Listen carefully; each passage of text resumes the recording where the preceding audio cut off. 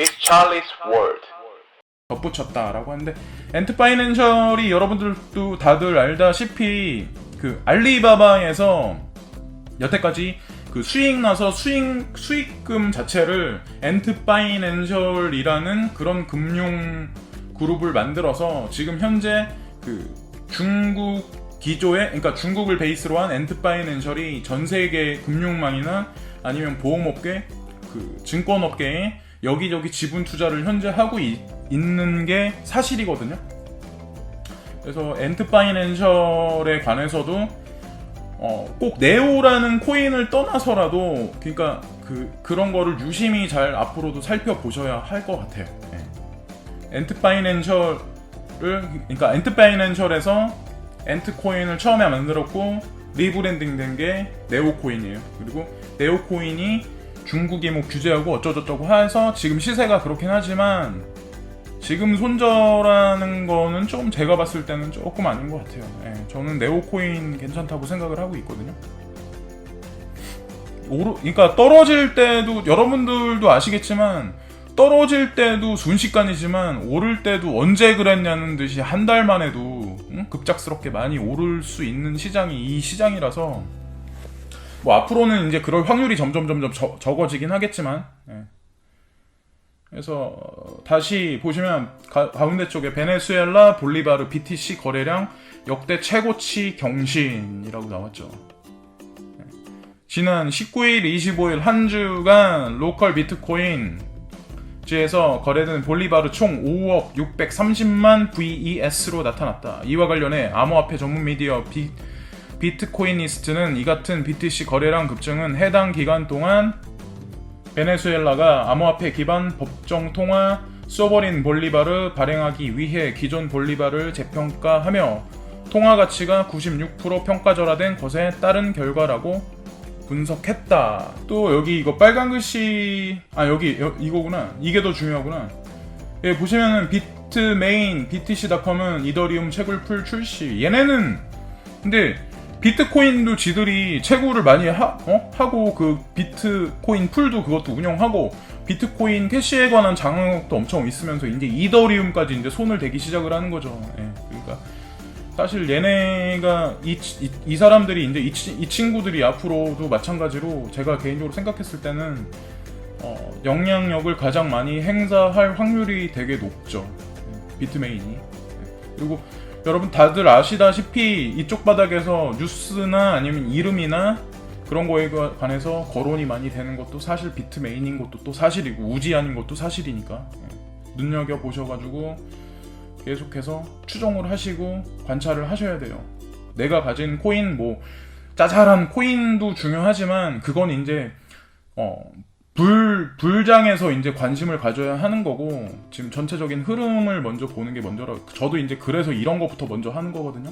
여기 보시면은 존 메가피 BTC 곧 엄청난 가치 갖게 될 것이라고 또 메가피 형님께서 또 이런 말씀을 또 하셨네요. 인터넷 보안 솔루션 기업 메가피 설립자 존 메가피가 최근 암호화폐 전문 미디어 뉴스 BTC와의 인터뷰에서 BTC는 곧 가파르게 상승할 것이며 엄청난 가치를 갖게 될 것이다. 또한 BTC는 근본이제로 거듭날 것이다. 사람들은 BTC를 오프라인 월렛에 보관하며 퇴직소득으로 여길 것이라고 말했다. 행복회로의 최고 선두주자. 저보다 더한 사람이죠, 이 사람은. 그래서 근데 이 사람이 말한 게 많이 맞았어요. 실질적으로 많이 맞고 그랬었기 때문에 이 사람이 하는 행복 회로에 관해서 그냥 무시하시기보다 그냥 이 사람이 또 이런 얘기를 했구나라고 한번 보시면은 좋을 것 같아요. 그리고 여기 보시면은 비트메인 프리 IPO 문서 유출 BCH 시세 하락 2,992억 달러 손실이라고 나오면서 이 뉴스가 제가 아침에 새벽에 읽어봤는데 비트메인이 비트코인 캐시에 투자를 많이 했었고 그거에 관해서 손실이 어느 정도 되게 많이 났었다라고 해서 그런 얘기를 하는데 그 이면에 있는 어떤 그런 사항은 모르죠. 어차피 근데 얘네들은 그 비트메인은 처음부터 비트코인 캐시를 지지를 계속 했었기 때문에 자기네가 어떤 그 전체적인 그 볼륨량을 확보를 하기 위해서 손실까지 봐가면서 어차피 처음에 헐값부터 계속해서 비트메인 자체가 그 비트코인 캐시를 지지했기 때문에 중간값으로 만약에 평균가를 내렸을 때는 지금 여기 보면은 2,992억 달러 손실이라고 그러는데 따지고 보면 그것까지 다 계산해서 보면 사실 손실은 아니죠. 여기 뉴스 자체만 보면 공포스럽네요. 엄청. 근데 여기 보시면 BTC 대량 보유 주소서 2000 BTC가 이체 발생이라고 써있네요. 뭔가 또 움직이고 있는 거죠. 2000 BTC 히프로스 정보 블록체인 개발 박차.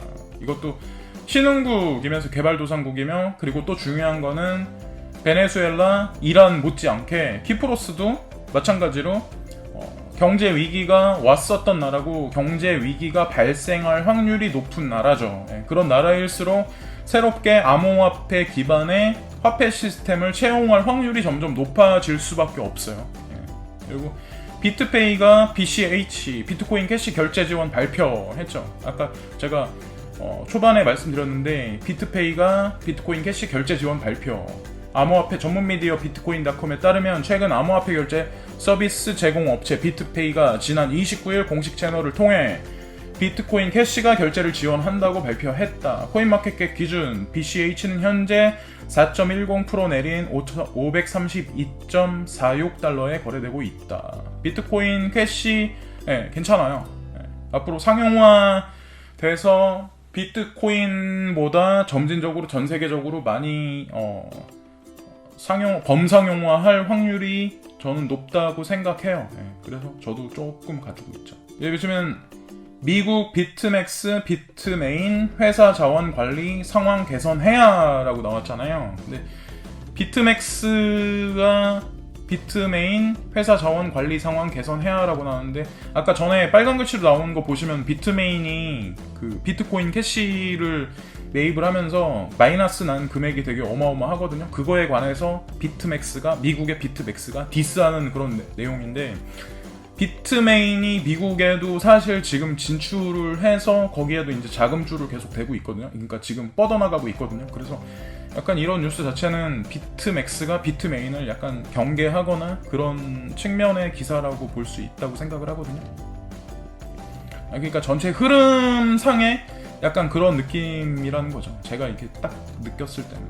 여기 또 나오네요. 로저버 또 나왔어요. 로저버가 비트코인 캐시가 진정한 비트코인이다 라고 또 계속해서 매일매일 하루도 안 빼고 계속 나오죠. 비트코인 캐시. 저도 비트코인 캐시를 좋게 생각을 하는데 계속 얘기하네요. 비트코인 캐시. 여기 보시면은 이것도 한번 생각해 보실 필요가 있어요. 여기 보시면 이더 네트워크 미체결 거래 82,687건 주간 최고치라고 나왔잖아요. 미체결 거래, 그러니까 지금 네트워크 상황이 병목 현상으로 잘 안 들어가고 있다는 얘기죠. 그러니까 이더리움이 뭔가 문제에 봉착을 했는데, 이런 뉴스가 나온 게 전에 뉴스에서도 제가 계속해서 말씀드리고 환기를 시켜드렸듯이 되게 중요한 게 근데 뭐냐면, 제가 기술적인 그런 거는 잘 모르지만 이더에서 이런 병목 현상을 뚫어줄 수 있는 기술이라고 자기네들이 계속해서 연구하고 추진하고 지속적으로 발표하고 가츠허브에 계속해서 코드를 올리고 했던 게 그 샤딩하고 플라즈마인데요.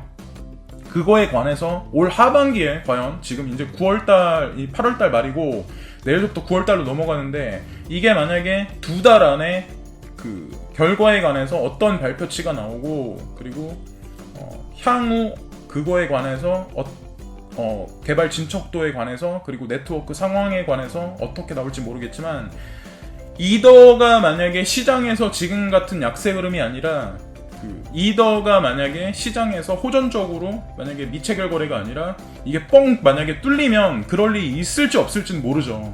얘네가 베일에 쌓여있기 때문에. 근데 만약에 그렇게 되면 이더가 먼저 치고 나가면, 여태까지 그래 왔거든 시장 자체가. 이더가 먼저 치고 나가면 나머지 이더 기반의 다른 뎁들이나 다른 코인들도 같이 치고 나가고, 그렇다고 스캠 코인 이런 친구들 말고요. 그런 애들은 아마 제가 봤을 때 하반기로 점점 가면서 아마 사장될 확률이 되게 높고, 이더가 만약에 치고 나가면 다른 친구들도 아마 전체적으로 알트 시장에서 강한 반등세를 아마 이뤄낼 거예요.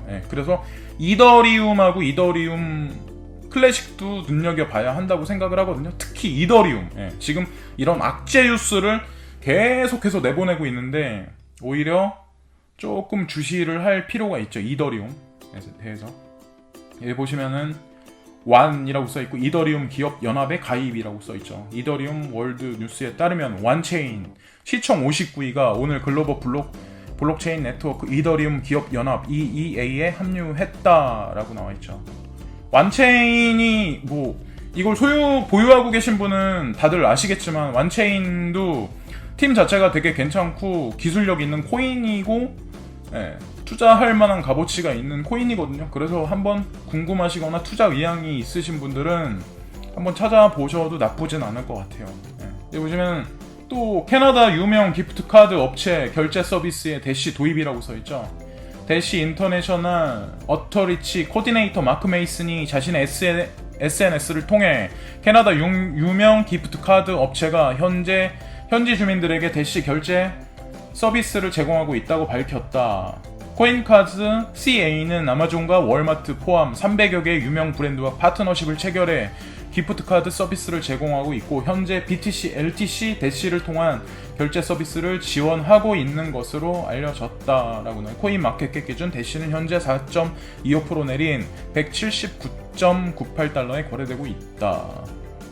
대시에 관해서 또 요즘에는 대시에 관해서 계속 얘기를 나오네요. 베네수엘라에서도 많이 사용한다고 하고. 여기 보시면 이것도 좀 한번 조셉 루빈 시세 조작 암호화폐 직접적 관련 없다라고 나오죠.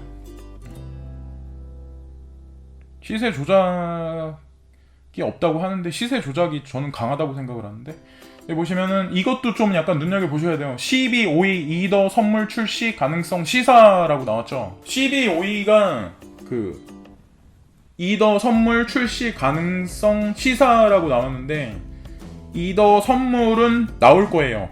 왜냐하면 비트코인도 비트코인 선물부터 나오고 계속해서 지금까지 리젝을 당하긴 9번에 걸쳐서 리젝을 당하긴 했지만 그리고 나서 ETF 얘기가 지금 사람들한테 환기가 시켜주고 있는 입장이잖아요. 그래서 이더 선물 출시 가능성 시사라는 얘기를 하는데 이더 선물은 나올 거고 이것도 마찬가지로 시간차를 두고 ETF 얘기도 이제 나오기 시작을 할 거예요. 근데 그것보다 먼저 비트코인이 먼저 시장에서 ETF를 세게서 승인 나서 그거서부터 먼저 거래가 되기 시작을 해야 되겠죠. 근데 점진적으로 저는 그래요. 그런 생각을 해요. 지금 현존하는 현물화폐 시스템의 증권 시장이나 그런 선물 시장에서 비트코인, 이더리움, 비트코인 캐시 아니면 리플이라든가 아니면 여러 가지 그런 시총 상위 7개 안에 7위권 안에 드는 그런 코인들 같은 경우는 점진적으로 향후 이런 추세가 도미노 현상으로 일어날 거라고 생각을 하고 있거든요. 그래서 지켜볼 일이긴 한데 그럴 가능성은 높다는 거죠. 여기 다시 나오네요. 대시, 베네수엘라서 사용률 급등이라고 또 나와서 대시에 관해서 또 나왔죠. 여기 보시면은 후카시아, 겁주는 뉴스 하나 나오네요. 베네수엘라 새로운 송금 규정 적용, 암호화폐 이용자 피해 전망이라고 나오면서 암호화폐 미디어 비트코인 매거진에 따르면 베네수엘라 정부가 새로운 은행 송금 규정을 내놓으면서 현지 암호화폐 사용이 제한되고 있다라고 나왔네요. 암호화폐 지금 어떤 사용량이 급증하는 거에 관해서 베네수엘라 정부에서 그거에 대해서 방기를 드는 어떤 그런 내용의 뉴스인데 시간이 지나보면 알겠지만 긍정적으로 한쪽 방향으로 계속 흘러가기보다 한번 짚고 넘어간다거나 한번 덜컥 하면서 다시 이제 긍정적인 방향으로 흘러가게 하는 어떤 매스컴, 어떤 이슈성 기사의 하나라고밖에 저는 생각 안 하거든요. 다시 여기 엔트 파이낸셜 1000단위 노드 네트워크 성능 문제 해결해야. 중국 현지 미디어에 따르면 최근 중국의 최대 핀테크 기업이자 알리바바 금융사인 엔트 파이낸셜 부회장이 인터뷰를 통해 향후 블록체인의 영향력은 AI보다 커질 것이라며 디지털 시대의 블록체인은 신뢰 문제를 해결할 수 있는 가장 이상적인 솔루션이기 때문이라고 전했다라고 나오네요.